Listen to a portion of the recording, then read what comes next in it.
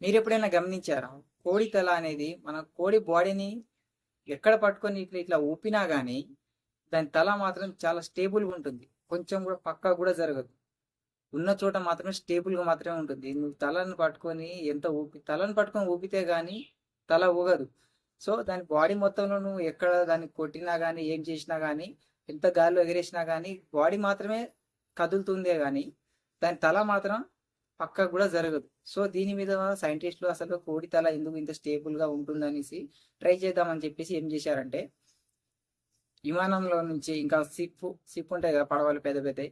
వాటిలో ఇట్లా మనం వేగంగా ప్రయాణం చేసేటప్పుడు ఏందంటే, కోడి మెడకొచ్చేసి కెమెరాలనేది తగిలించిండ్రు. బ్లాగింగ్ కెమెరా అనేసి పెట్టేసి దాన్ని ఏం చేసిండ్రనేసంటే, బాగా స్పీడ్‌గా పోతున్నప్పుడు కోడి తల అనేసి ఊగుతదా లేదా అని చెప్పేసి చిన్న పోర్టబుల్ కెమెరా పెట్టిండ్రు.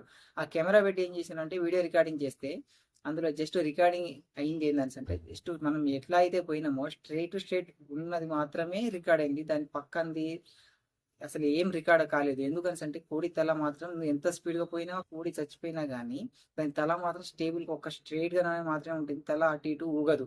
కాబట్టి దాని మీద సైంటిస్ట్‌లు ఏం చేసిండ్రంటే కెమెరా అట్లా పెట్టి దాన్ని తెలుసుకున్నారు. అసలు ఏమైందని చెప్పేసి ఇప్పటికి దానికి స్టేబుల్‌గా ఎందుకు ఉంటుందని చెప్పి దాని మీద ఇంకా డిక్లరేషన్ అయితే